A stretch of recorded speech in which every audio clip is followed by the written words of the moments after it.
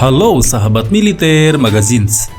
Dikabarkan Indonesia telah memborong jet tempur Sukhoi Su-35 untuk mempersenjatai angkatan militer. Sukhoi Su-35 digadang-gadang bakal menjadi penempur kelas berat Angkatan Udara Indonesia dalam waktu dekat ini. Karena Indonesia hanya punya satu skadron udara yang diklasifikasikan sebagai heavy fighter, yakni Skadron Udara 11. Skadron Udara 11 diisi oleh Sukhoi Su-27, Su-30 yang berkedudukan di Lanut Sultan Hasanuddin Makassar.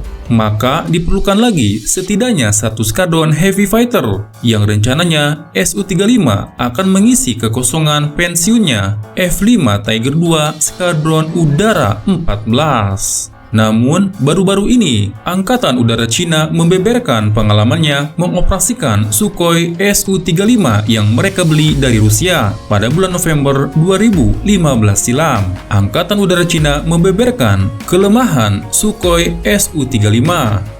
Kelemahan apa saja itu akan kita bahas di dalam video ini.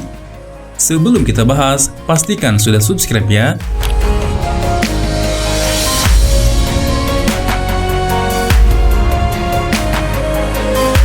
Negara China membeli 24 unit Sukhoi Su-35 paket komplit termasuk pelatihan, jaminan suku cadang hingga senjata dari Rusia.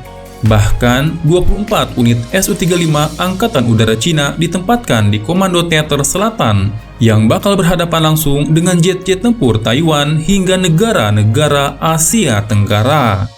Pakar militer China menjelaskan jika Su-35 tidak cocok digunakan dalam dogfight. Kesimpulan ini muncul usai China melakukan simulasi pertempuran udara antara Su-35 melawan jet tempur buatan lokal yakni Shenyang J-16 dan Chengdu J-10. Perlu diketahui jika J-16 ialah versi buatan China dari Sukhoi Su-30MK.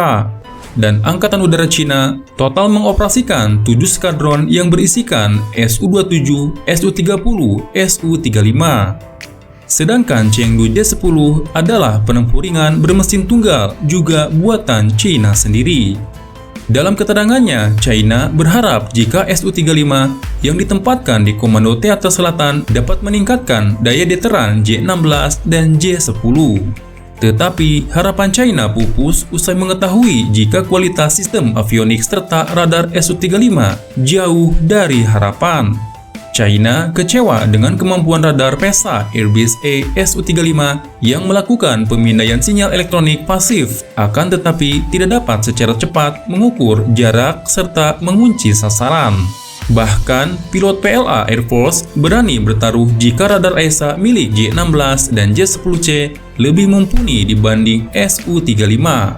Laporan ini menegaskan jika Angkatan Udara Cina merasa tepat jika mereka lebih mengutamakan jet tempur buatan sendiri, macam J-11 dan J-16, untuk nantinya bertarung dengan mesin perang negara-negara yang bersengketa dengan Beijing.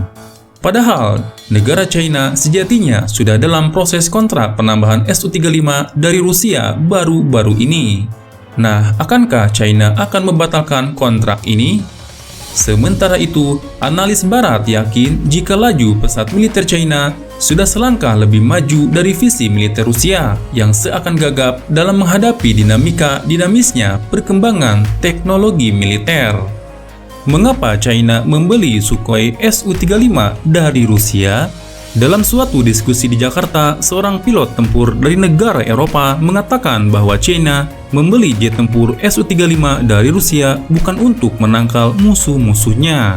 Ia menegaskan kesan yang timbul ke publik dari pembelian itu hanyalah sebuah hal lain. Karena China sebenarnya lebih ingin mengetahui teknologi Su-35 dan kemudian menjiplaknya. Negara China jelas-jelas bukan negara asing bagi Rusia, yang kini merupakan representasi Uni Soviet di zaman dahulu. China adalah teman lama Uni Soviet. Negara China membeli pesawat-pesawat dari Uni Soviet sejak tahun 1950-an. dan kemudian melakukan lisensi produk dan bahkan dalam perjalanannya kemudian dalam beberapa hal diam-diam melakukan penjiplakan terhadap produk Uni Soviet atau Rusia untuk melahirkan produk dalam negeri secara mandiri. Sulit untuk mengatakan setuju atau tidak setuju terhadap langkah yang dilakukan oleh China. Yang jelas, dengan cara apapun, China berkembang dengan sangat pesat dalam hal teknologi. Dan sepertinya, negara itu sedang berlari meninggalkan negara-negara lainnya. Negara Rusia sendiri sebenarnya masih menyimpan kekesalan lama ketika China membuat jiplakan Su-27 menjadi J-11B dengan tanpa lisensi produksi dan mengklaimnya sebagai produk mandiri dalam negeri.